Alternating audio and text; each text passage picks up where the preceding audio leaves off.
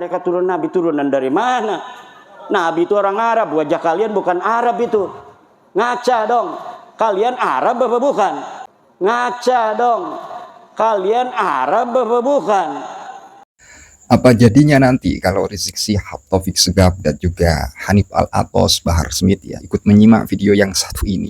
Beliau Kiai Imaduddin Usman Al-Bantani dengan cukup lantang, dengan cukup tegas menyampaikan, ngaca dong ya untuk klan Ba'alwi ini ya, yang ngotot untuk diakui sebagai durian Nabi yang mengatakan di dalam tubuh saya dan lain sebagainya ya, yang ngotot untuk diakui sebagai durian Nabi ini dari klan Ba'alwi ini ya, ngaca kata Kiai Ahmad ya.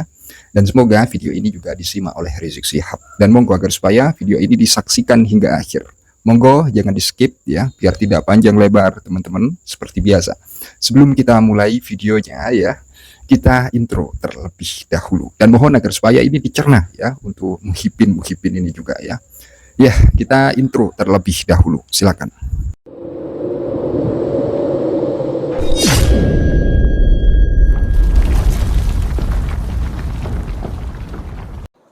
Ada orang-orang yang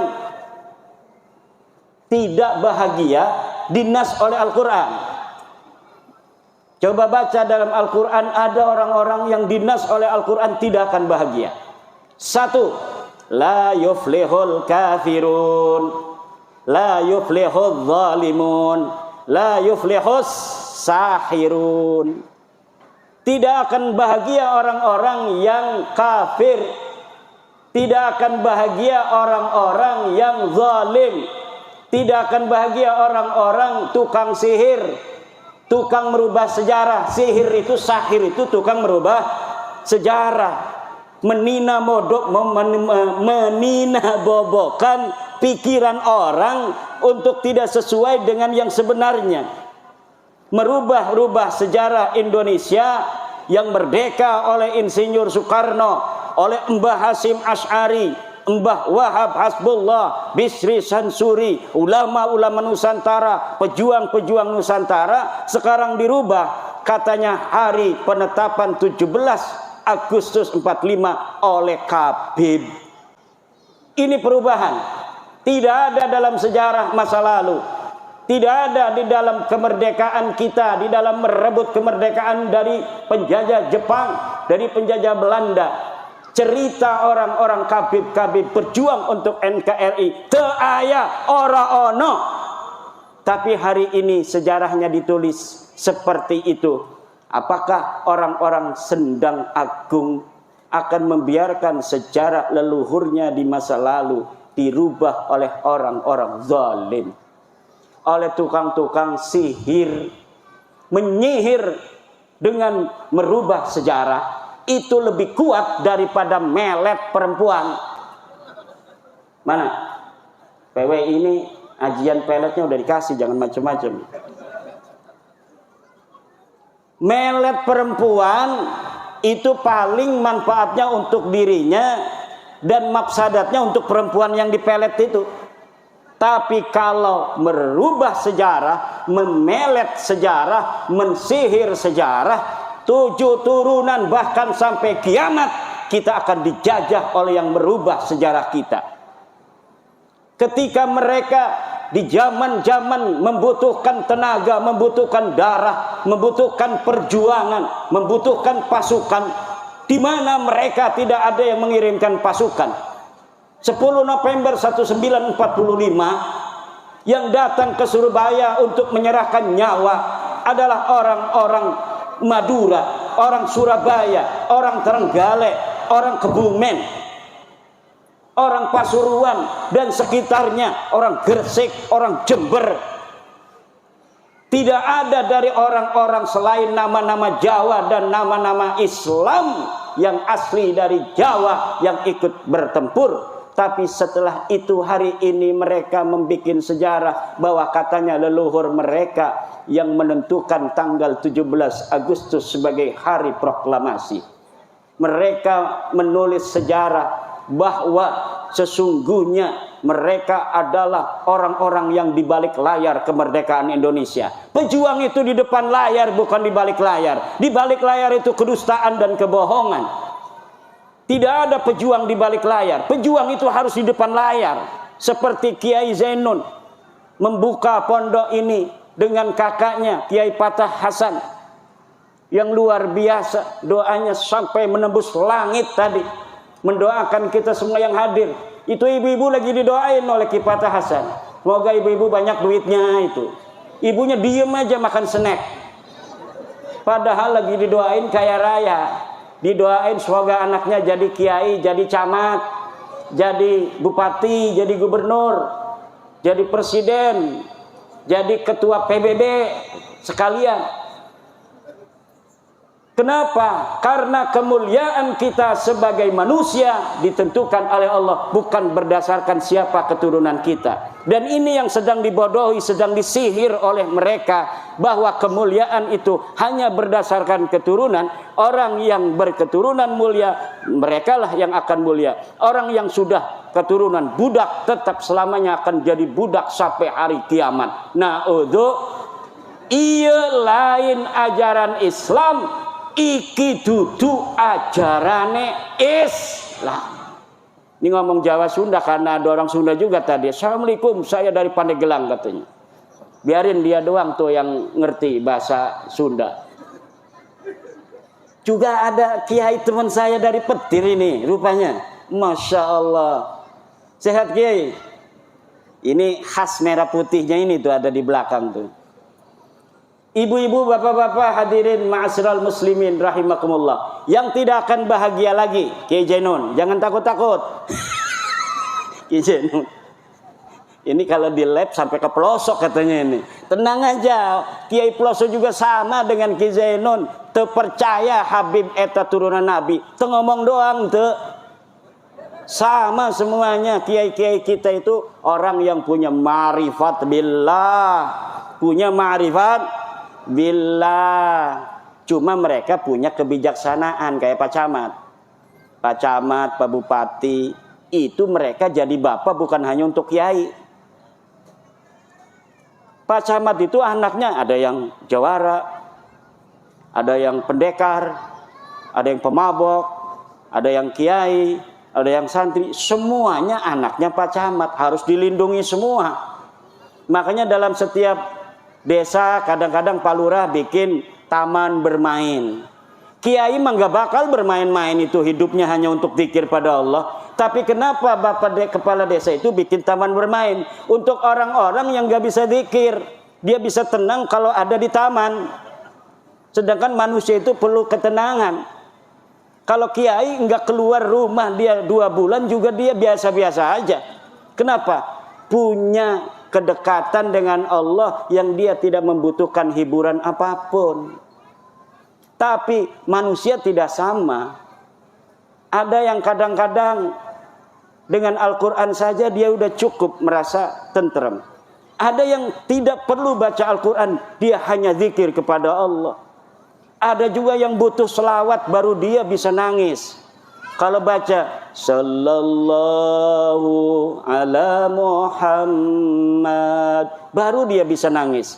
Kalau yang baca selawat Kiai Patah Hasan, Allahumma sholli ala sayyidina, dia enggak nangis. Padahal bagi orang yang sudah mencintai Rasulullah, tidak penting suara enak ataukah tidak, ketika disebut nama Muhammad, maka dia langsung ada setrum jepret kepada baginda Nabi besar Muhammad sallallahu ala Muhammad. Ada orang yang butuh musik juga. Dia kalau mendengarin musik-musik yang semangat, dia jadi semangat. Kalau dia tidak mendengarkan musik semangat, dia mewek, dia memble. Itu ada yang begitu. Jadi manusia itu diciptakan oleh Allah bermacam-macam warna. Camat, bupati, presiden, itu yang suka sholat anaknya, yang gak suka sholat anaknya, yang suka ngerampok juga anaknya, yang harus diberi hak sesuai dengan amalnya. Dia benar harus dihukum, tetapi dimasukin penjara, dikasih makan sama negara.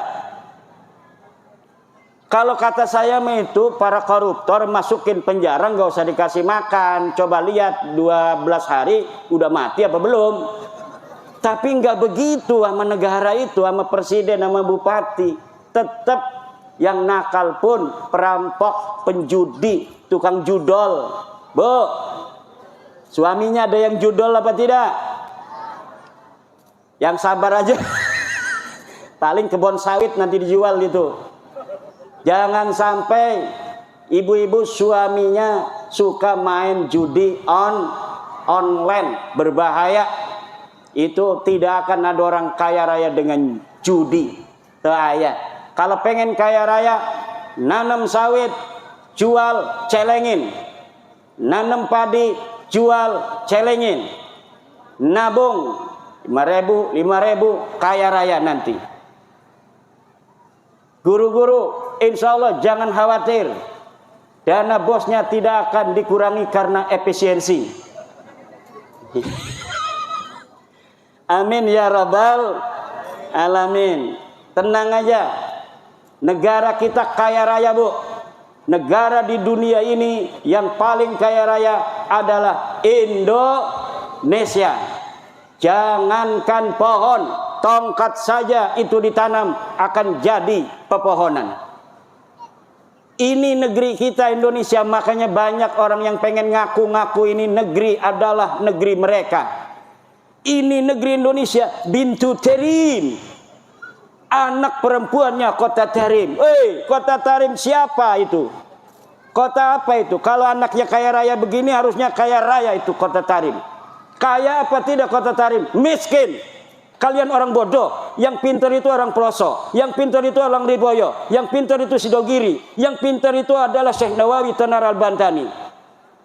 Yang pintar itu santri-santri kita. Mereka hanya punya sahirun, menyihir bahwa kami lebih mulia dari kalian, kami lebih hebat dari kalian. Ilmunya nggak ada. Tapi anehnya masih banyak kita yang bodoh spiritualnya, bodoh emosionalnya. Hanya dengan kata-kata narasi dan diksi begitu kita percaya. Katanya mereka turun Nabi, turunan dari mana? Nabi itu orang Arab, wajah kalian bukan Arab itu. Ngaca dong, kalian Arab apa bukan? Tes DNA-nya aja bukan orang Arab, orang India, orang Kaukasus. Ini apa ini artinya? Artinya mereka bukan turunan Nabi, wajahnya bukan wajah Arab, wajah India. Tes DNA-nya haplogrup G, orang mana itu? Orang Kaukasus, jalur lakinya. Jangankan turunan Nabi Muhammad, turunan Nabi Ibrahim aja kagak. Kalau orang Indonesia ini kemungkinan besar adalah keturunan dari baginda Nabi besar Ibrahim alaihis salam. Ini Bapak kenapa ngentul-ngentul begini? Setuju? Bapak-bapak setuju nggak saya ngomong begini? Ini yang pakai merah putih setuju nggak Kiai?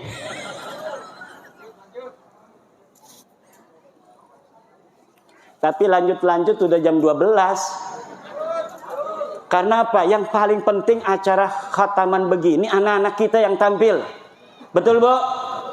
Anak kita tadi coba. Saya itu ingat anak saya semalam tampil khataman juga. Direkam sama santri saya, dikirimin. Yang satu laki-laki nganceng, dipanggil tuh kabur dari panggung. Yang satunya lagi assalamualaikum doang begini aja. Salah. Pas saya lihat ini anak dua ini, ya Allah luar biasa. Padahal namanya sama dengan nama anak saya, Nabila. Nama anak saya Nabila juga. Tapi dia udah punya suami, punya pesantren. Kalau yang satunya adiknya, ini suruh semalam kabur dari panggung. Kakaknya juga, dulu kakaknya yang sekarang sudah kuliah, umur 5 tahun suruh tampil juga begini. Maju kabur juga. Masya Allah. Nah makanya tadi anak siapa itu yang mau tampil begitu? Itu sudah anugerah minallah, fadlun azimun. Mudah-mudahan saja dia nanti sampai besar menjadi harapan ibunya, harapan bapaknya, kebanggaan gurunya, dan akan bermanfaat untuk agama, bangsa, dan negara. Amin. Tapi ibu-ibu kalau punya anak kayak anak saya itu, jangan putus asa. Jangan putus asa, terus saja berdoa. Mudah-mudahan saja anak yang kabur dari panggung itu nanti jadi macan panggung. Kenapa? Karena kalau masih kecil begitu masih banyak kesempatan. Anak saya yang sekarang kuliah itu kecilnya begitu, tapi sekarangnya alhamdulillah. Matan takrib tamat, Fathul Qorib tamat, Sarah Hikam tamat. Sekarang lagi Fathul Mu'in baca sendiri. Lah, jadi apa? Apapun yang terjadi dengan anak kita ketika masih kecil, nakal kayak setan, kayak dajjal nakalnya. Tapi itu belum selesai, bapak-bapak.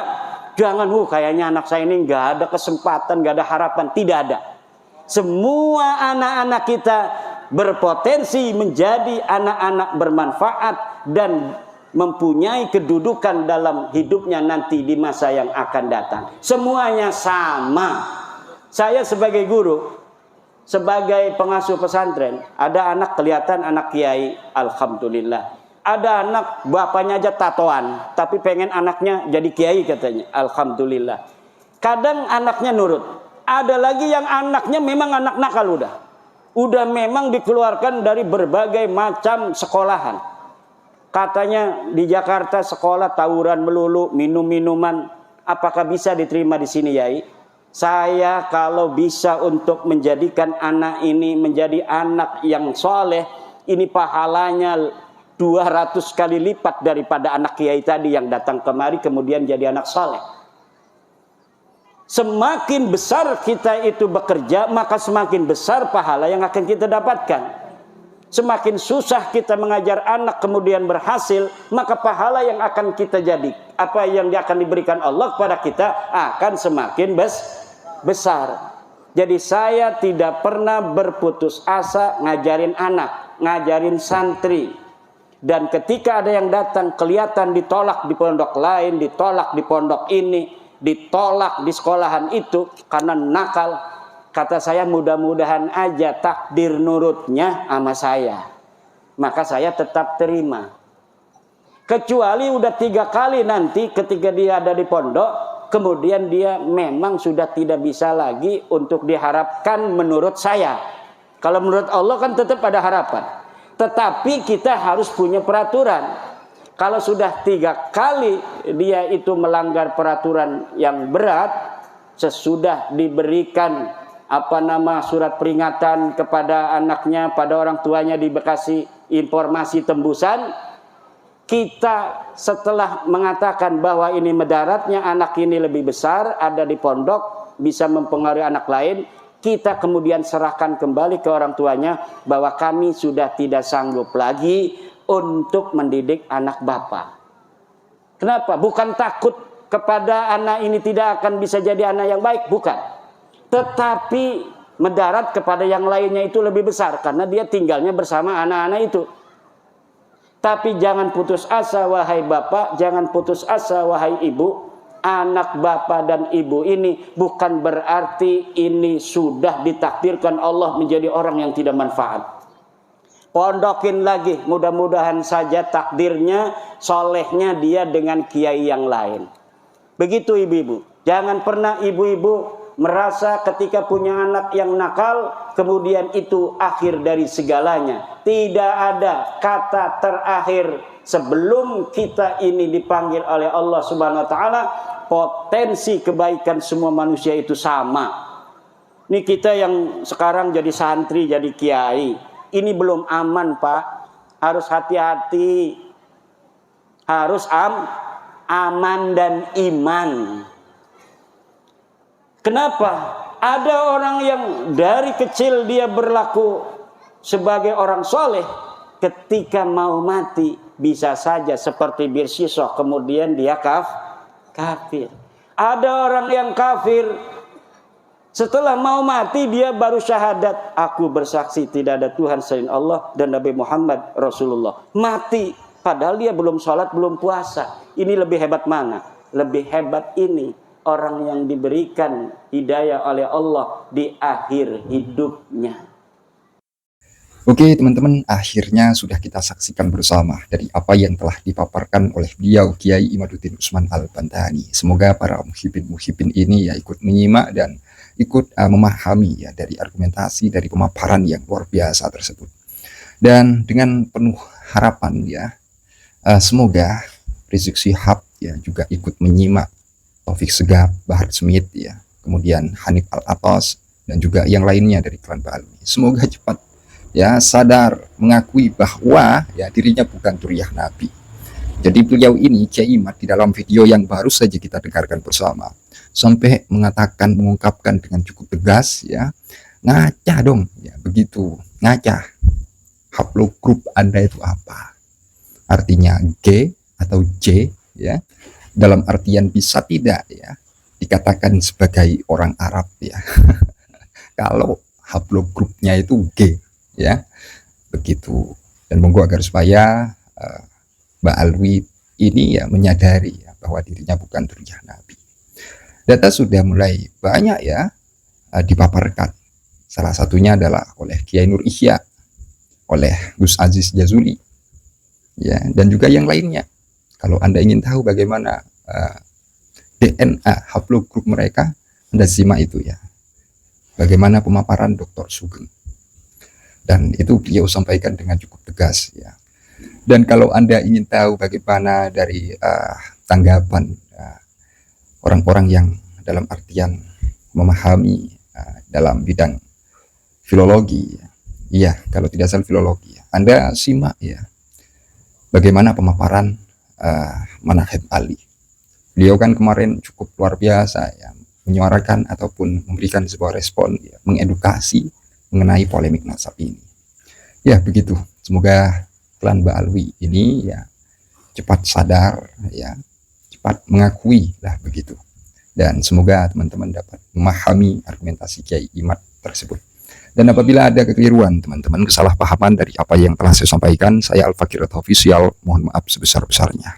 Ya dari apapun saja itu ya, mungkin saya keliru atau salah dengar atau salah paham, saya mohon maaf sebesar-besarnya. Semoga video tersebut ya bermanfaat untuk kita, dan setelah itu kita juga tahu bagaimana argumentasi beliau ketika menjelaskan jika Anda memiliki anak nakal atau seperti apa. Saya rasa itu juga penting ya untuk Anda dengarkan dengan baik.